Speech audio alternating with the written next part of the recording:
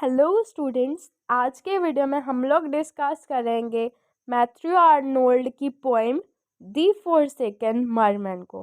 Forsaken उसको बोलते हैं जो कि छोड़ चुका हो, और मरमैन वो होता है जो कि जिसकी हाफ बॉडी होती है मछली जैसी और हाफ ह्यूमन जैसी, जैसे जल परी होती है, ठीक है, उस तरह का। अगर जल परा हो तो वो मरमैन है। ओके, तो उसको हम लोग डिस्कस करेंगे। तो चलें इसका इंट्रोडक्शन करते हैं।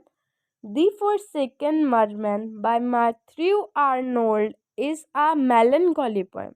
Melancholy poem होती है सैड poem, ठीक है, in which the speaker a merman, जिसके अंदर स्पीकर एक मरमैन है। मरमैन मैंने आपको बता दिया है, उसकी पिक्चर में आपके साथ अभी नेक्स्ट शेयर करती हूँ। Greaves the loss of his human wife, उसको दुख होता है, ठीक है, उसको गम है अपनी एक ह्यूमन वाइफ के खो जाने का, ठीक है। वो मरी नहीं है लेकिन वो इसको छोड़ कर चली गई है, जिसका इसको बहुत ज़्यादा दुख है। He is left alone with their children without the women he loves. और अब ये जो है मरमैन, ये अकेला रह गया अपने बच्चों के साथ, और इसके पास अब वो वुमेन, वो औरत नहीं है जिससे ये प्यार करता था। ठीक है, यहाँ तक समझ आया। नेक्स्ट अगर हम देखें, फोरसेकन मरमैन दिखने में कुछ ऐसा है, ठीक है। देखो वो भी कितना उम्मीद छोड़ा हुआ, होपलेस लग रहा है ना। तो ये उसकी पिक्चर हो गई।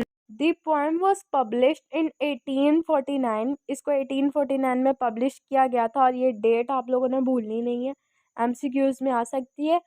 And is not one of Matthew Arnold's most famous poem, और ये इसकी मोस्ट फेमस पोएम्स में से नहीं है कि हम कहें बहुत फेमस है, नहीं, इसलिए हमें पढ़ाई जा रही है, नहीं, ऐसी कोई बात नहीं है। But it is one of the best in his first collection, लेकिन ये इसकी फर्स्ट कलेक्शन में वन ऑफ द बेस्ट थी, ठीक है। और इसकी फर्स्ट कलेक्शन का नेम क्या है? The strayed reveller and other rooms. Okay, इसकी क्या है first collection. In his The Forsaken Merman, the poet contends with themes of betrayal and loss and parenthood. Contends means struggle करता है, with themes of betrayal यानी कि बेवफाई, और loss यानी कि खो देना, and parenthood क्योंकि अब ये एक सिंगल पेरेंट रह गया है, तो उसकी जो थीम्स हैं वो डिस्कस करता है, ठीक है। अगर हम इसके ओरिजिनल टेक्स्ट देखें तो वो बहुत ही लंबा है। Come dear children let us away, आओ मेरे बच्चों हम यहाँ से चले जाएं, डाउन एंड अवे बिलो, नीचे और आगे बहुत, मतलब ये वाला जो है इसका ओरिजिनल टेक्स्ट, ये बहुत ही इजी वर्ड्स में लिखा गया। अगर आप लोग पढ़ोगे तो आप लोगों को समझ में आ जाएगा, लेकिन अगर मैं इस वीडियो में एक्सप्लेन करूँगी तो ये बहुत ही लेंथी हो जाएगा। ये देखो बहुत बहुत ज़्यादा है इसका ओरिजिनल टेक्स्ट, तकरीबन 10 स्टेंजास हैं, ठीक है। अगर आप लोग कहोगे तो उसकी भी मैं अलग से वीडियो बना दूंगी। नेक्स्ट अगर हम इसकी समरी देखें तो the forsaken merman by Matthew Arnold is a heart breaking poem, यानी कि दिल को खींचने वाली पोएम है, ठीक है, ऑफ लॉस एंड बिट्रेयल, जिसमें वो लॉस की और बेवफाई की, दैट फोकसेस ऑन मरमैन, जो कि फोकस करता है उस मरमन पे जो कि अकेला रह गया अपने बच्चों के साथ। वो लूजेस हिज वाइफ, जो कि अपनी वाइफ को खो चुका है, to the allure of human kind and dry land. अब यहाँ पर क्या होता है कि उसकी जो वाइफ है ना, वो भी उसकी तरह एक मतलब पानी में रहने वाली ही थी, मतलब वो भी एक मरमैन ही थी, सॉरी मर वुमेन जो भी है वो थी। लेकिन उसको क्या हुआ, उसको एक जो ड्राई लैंड है उससे मोहब्बत थी, जिसकी वजह से उसने वाटर के लैंड को छोड़ दिया और वो वहाँ पर चली गई, ठीक है। अब ये जो है ये वाटर के अंदर अकेला रह गया, उसने वाटर किंगडम को छोड़ दिया, ठीक है। नेक्स्ट अगर हम देखें, the poems begins with the speaker describing how it's time for him.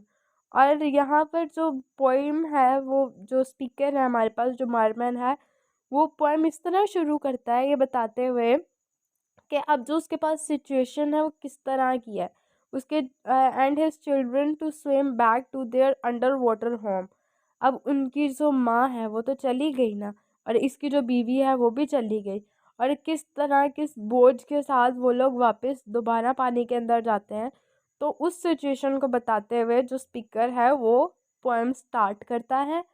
They have they had to accept that their wife and mother a human woman। अब उसकी जो वाइफ थी और उसकी जो मदर थी उनको अब ये एक्सेप्ट करना पड़ेगा कि वो एक ह्यूमन वुमेन अब बन चुकी है। ठीक है, हैज़ वो उन्हें छोड़ गए, उनको अब ये चीज़ एक्सेप्ट करनी पड़ी है कि has abandon them to return to humanity and a Christian life.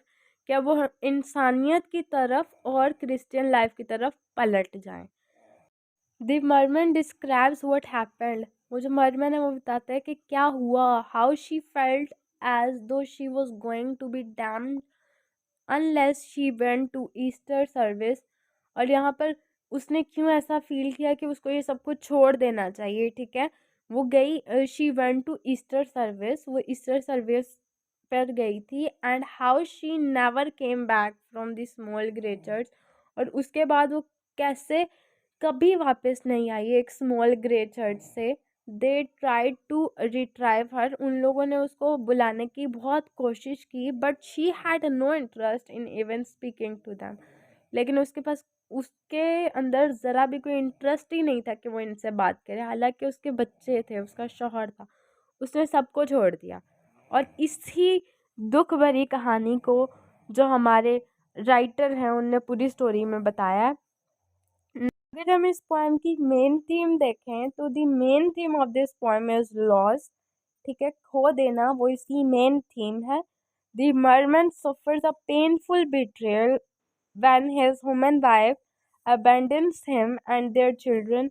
और जो मरमन होता है वो सफ़र करता है एक बहुत ही दर्दनाक बेवफाई से जब उसकी एक ह्यूमन वाइफ जो है उसको तर्क करके उसको और उसके बच्चों को छोड़कर चली जाती है।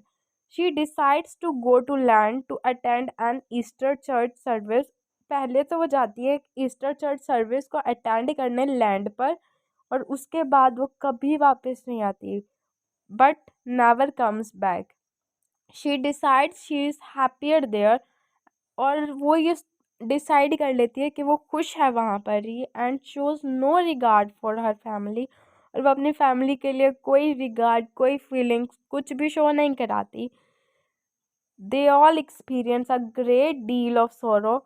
और ये सारे एक्सपीरियंस करते हैं बहुत ही गम के लम्हात जो हैं वो इन पर गुजर रहे होते हैं। And feeling of abandonment because of her decision.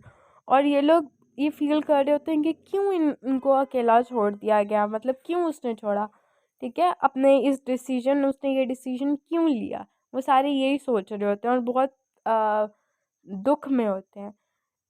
The speaker यानी कि जो मरमैन है, the forsaken merman has trouble coming to term with the loss. But अब उस पर बहुत ज़्यादा मुश्किलात आती हैं क्योंकि अब वो एक सिंगल पेरेंट रह गया ना, अब उसकी वाइफ तो है नहीं।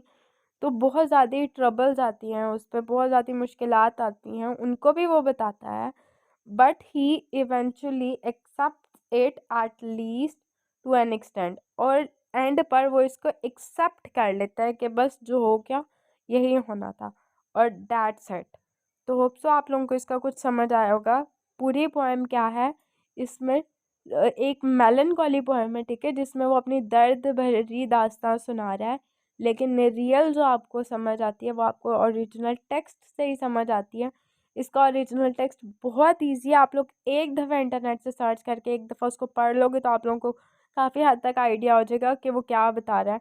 ओके, तो thank you so much for watching this video. अगर किसी ने लास्ट तक देखी है तो चैनल को सब्सक्राइब कर दो, वीडियो को लाइक कर दो। अगर कोई भी प्रॉब्लम आ रहा है, कोई भी किसी भी टॉपिक पर वीडियो चाहिए तो आप लोग मुझे कमेंट कर सकते हो, तो मैं ज़रूर बनाऊँगी। Thank you so much for watching this video.